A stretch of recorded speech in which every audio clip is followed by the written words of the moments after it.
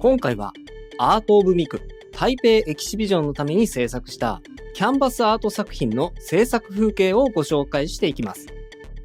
結構大きなキャンバスです。サイズとしては直径1メートル20センチのキャンバスに描いていきます。はい。では実際に描いていきましょう。エスキースになる下書きはあらかじめ描いてありますので、その下書きに沿ってキャンバスに改めて描いていきます。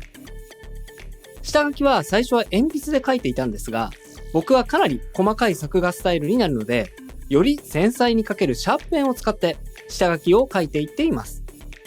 やっぱり最初は顔から描いていくことが多いですが、最後全体を見渡しながら顔をさらに直すことが多いので、最初に描いた表情はちょっと最後変わることもあります。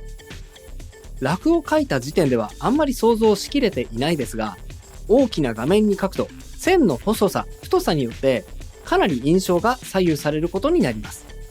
線を細く描けば繊細なタッチを表現できますが、インパクトが弱くなりがちですし、逆に線を太く描けば印象は強くなりますが、その分繊細さや柔らかさが失われてしまいます。そのちょうどいいバランスを取ることを下書きの時点では意識しています。線を何本も重ねて、どのぐらいの線の太さにすればいいのか、この時点で探りながら書き進めております。さて、描画範囲を広げていきましょう。髪の毛を描き進めていっています。ミクちゃんは何と言ってもツインテールが特徴的ですが、今回のデザインでもツインテールが特徴的なデザインにしました。先端が炎のような真っ赤な色に染まっているようなイメージです。左右に大きく広がっているようなイメージで描き進めていきますね。指の表情は結構最後まで迷ったのですが、あまり特別な意味を込めずに、綺麗に舞うような手、そして指の表情にすることにしました。今回は着物姿のデザインにしているのですが、ただ着物を着た伝統的なスタイルというよりかは、今回の作品のテーマ、エナジェティックを意識して、着物にスニーカーなど、動きやすくパワーを感じるようなイメージにしております。煽り角度で描いていることも相まって、今回は足をかなり大きめに描いていますが、ミクちゃんから強いエナジーを受け取ってほしいので、力強さを感じられる構図、ポージングにしております。靴は先端にギザギザを入れるなど、ドラゴンを意識したデザインにしています。今回のテーマがエナジェティックなので、より力強くパワーを感じられる存在って何だろうと考えたのですが、やはりドラゴン、竜がいいだろうということで、2匹の竜を従えたドラゴンミクちゃんの姿を描こうと決めました。なのでスニーカーはギザギザの葉、ドラゴンの特徴を取り入れています。さあ、鉛筆での下書きが一旦終わりました。全体がこんな感じですね。この後ちょっと向かって右手が長すぎたので短く調整しましたが、ほぼイメージ通りに下書きをすることができました。さて、ここから線入れの作業です。細い面相筆を使って全体に主線を描いていきます。線の描き方はまだ模索が続いているのですが、描いている途中で新しい描き方がひらめいたりすることがあるので、その都度試しながら描いております。この絵を描いている最中にも新しい方法をひらめいたのですが、結構描き進めた後だったので、途中からやり方を変えるのはちょっと変になってしまうため、次の作品から取り入れることにしました。アナログ作業は試行錯誤の連続です。顔の線画も描きます。目、鼻、口は特に繊細に描く必要があるので、周りと比べて線の太さが細かったりします。後で違う色を上から乗せていく部分もありますが、一旦は線画を描いてイメージを膨らませていきます。特に神経を使うのは意外と口元です。目をこだわって描くことは広く知られていますが、口は目よりもある意味大事です。なぜかというと、口の表情を失敗してしまうと、その他の魅力を一気に下げてしまうのが口というパーツなので、口の形で失敗しないように目以上にこだわって描いています。僕の口は上に向かってカーブを描くように笑っていることが多いので、それが特徴になっているかもしれません。絵の具はチューブでその場で混ぜて使うこともあるのですが、想定される色はあらかじめこのように作っておきます。こんな感じで紙パレットの上に絵の具を出して、乾燥防止のために蓋のついた100均で売っているようなタッパーにですね、絵の具を保存しておきます。一旦できたら、次近い色をさらに作っていきますね。こうしておくと、後で微妙な色の違いがあっても、その色同士を混ぜて中間の色を作ったりすることができるので結構便利です。とりあえずこういう色を使おうかなという色を90色ほど作りました。はい、一旦これで始めていきましょう。先ほど冒頭の映像ではいつもの YouTube を撮っている部屋で描いていたのですが、ここから新しいアトリエに移ることにしました。作画風景だけを見ていてもあまり気づかないかもしれませんが、こんな感じで足元を見ると足の踏み場もないぐらいアナログ画材がひしめき合っているような状態だったので、結構移動するのも大変でした。かなりごちゃごちゃして散乱しているのがわかると思います。新しいアトリエはアナログ作業を想定して作りましたので、広いスペースを使えるように工夫しております。そこまで広い部屋ではないんですが、少なくとも足の踏み場はできたので快適に作業することができています。ちなみにこちらの部屋の様子は別の動画にて詳しく紹介しておりますので、興味があれば見てみてくださいね。さて、ここからは着彩の作業です。今やっている作業は肌色を塗っていく作業です。絵の具って結構薄い色ほど難しくて、下地の白が透けてしまうので、塗り重ねによって色が結構変わります。なので、何度か色を重ねていって、イメージ通りの肌色になるように色彩を調整していきます。また、濡れている時と乾いている時の色が違うのもアナログが難しいゆえんです。着彩した後で結構色が変わることがあるので、そのあたりはやはり塗った後で調整するしかありません。結構根気がいる作業ですね。はい、目を塗っていきます。画面を通してみるとまあまあ大きく見えますが、目はすごく細かい作業なので、息を止めながら繊細に描いていきます。1ミリずれてしまうと全く違う表情になってしまうのが目なので、さっきは口の方が神経を使うみたいな言い方をしましたが、やっぱり目も神経を使います。特にハイライトを入れる際は、ハイライトのちょっとした大きさが印象の良し悪し、強さ弱さにつながってしまうので、かなり意識を凝らしながら塗っていく必要があります。はい、髪を塗っていきます。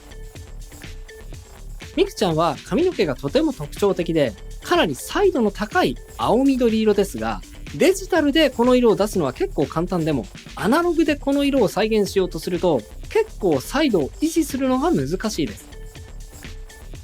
ここも何度か塗り重ねをしながら意図通りの色を引き出していきます。アクリル絵の具は不透明でマットな質感を表現しやすいですが、ある程度色によっても透明感が違うので、実際に塗ってみながら色の調整をすることが多いです。今回みくちゃんの髪色はかなりこだわった部分の一つですね。細部のパーツも丁寧に塗っていきましょう。さて、さらに細かい作業に入っていきます。肌色はただ肌色を塗っただけだと、あまり血の気の通っていないような感じになってしまいますので、頬の赤みなどをプラスしていく必要があります。ここでは今描いた目や髪などに影響が出ないようにマスキングを施しながら、スポンジを使ってポンポンポンと頬の赤みをプラスしていっております。意外とこの作業がなかなか難しくて、少しでもやりすぎてしまうとわざとらしい表情になってしまうことが多いので、慎重に慎重に赤みをプラスしていきます。少しずつ少しずつ、優しく優しくです。目を凝らしてみるとわかるかもしれませんが、のせる色を少しずつ濃くしていっています。少し色をのせては目を離して確認して、それを繰り返しながら理想の色になるように色を重ねていきます。さあ、だいたいイメージ通りになってきましたので、マスキングを剥がしてみましょう。さあ、どうでしょう。こんな感じ。赤みが加わったおかげで生気が宿り、より生き生きした表情に仕上げることができました。さて今回は、ミクちゃんは大きなドラゴンを2体従えています。ある程度ミクちゃんが仕上がった後は、ドラゴンも仕上げていきます。今回描いていくドラゴンは、伝統的な形を残しつつも、エナジェリック、エネルギーがそのままドラゴンを形作ったような、少し流動的なイメージを表したかったので、カラフルな色を混ぜながら、抽象的なニュアンスも同時に取り込んでいくことにしました。どこに線を描いていくのか、どこに線を入れないかなど、すごく悩みどころでした。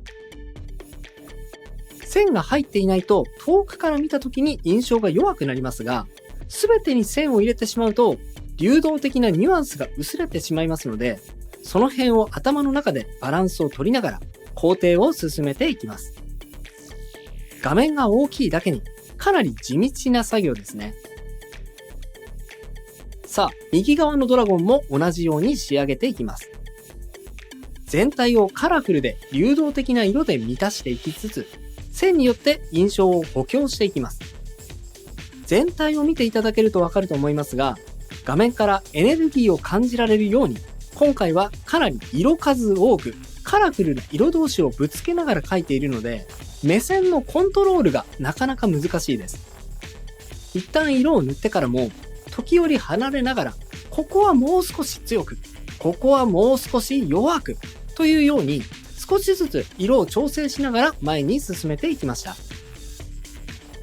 メインのモチーフは筆跡をあえてつけながら、タッチを見せながら色を作っていきましたが、いくつかのエフェクト表現に関しては、あえてマットな質感にしたい部分もあります。そんな時はこのように、エアブラシを使って作業をしていく部分もありました。まずは薄い色を全体にのせていき、何度かに分けて絵の具を吹き付けていきます。エアブラシはまた使い方が独特なので、作業に慣れが必要なのですが、筆跡のないマットな質感や滑らかなグラデーション表現ができるのが特徴です。使い方はこんな感じ。まずエアブラシ自体を空気を送るためのコンプレッサーにつなぎます。よく壁の塗装業者が巨大なコンプレッサーで壁に塗料を吹き付けているのを建築現場などで見ることがあると思いますが、あれの小さいバージョンですね。これにつらいでレバーを引くことで塗料を吹き付けることができます。反対側のエフェクトもエアブラシを使って塗っていきましょう。今回は青い色中心のエフェクトにする予定です。一度絵の具を吹き付けたらドライヤーを使って乾かしていきます。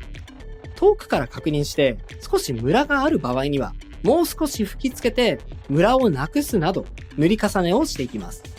広い面積をベタ塗りしてしまうとそれはそれで単調になってしまうこともありますので、色の響き合いを意識しながらさらに濃い色を使ってエフェクトの中の流動も表現していきます。エアブラシは広範囲を塗ることができるので、一旦マスキングを施して地の色を保護しながら濃い色ものせていきます。左も同じ要領で塗っていきますね。エアブラシ作業が終わったらマスキングを剥がしていきます。マスキングを剥がすのは気持ちいいと思うかもしれませんが、意外と剥がすときには絵の具の癒着を気にしながら慎重に剥がしていくので、かなり気を使う作業の一つです。最後まで気が抜けません。すべての色が塗れたら完成としたいところですが、絵を前にした時にさらに受け取れる情報をアップするためにいくつかの仕上げ作業をしていきます。描いて終わりじゃないのが実はアナログ絵画の難しいところでもあり、面白いところでもあるかもしれません。物質として絵を前にした時、やはり光沢がある質感がとても嬉しくなりますし、迫力が増します。今回は部分的に金箔を貼り、作品からさらにエネルギーを感じられるようにしていきます。ちなみに金箔は画材の中でもかなり高価な画材で、1枚1000円以上することもあるので、かなり緊張する作業の一つです。なるべく失敗しないように慎重にかつ大胆に作業を進めていきます。金箔がすべて貼り終えたら仕上げ作業完了です。このように綺麗に処理をすることができました。両側のドラゴンもこのように真ん中のミクさんを称えるように絵の中を泳いでおります。左のドラゴンもこんな感じですね。完成した前面の絵画がこちら。題名は、竜中花と書いて、ユニバースとさせていただきました。今回のアナログ絵画は、冒頭でお伝えしました通り、台北で行われているアートオブミク台北エキシビジョンにて9月20日まで展示されております。台北にお越しの予定がある方はぜひぜひ足を運んで生で絵を見ていただければ嬉しいです。それではまた次回の動画でお会いしましょう。バイバイ。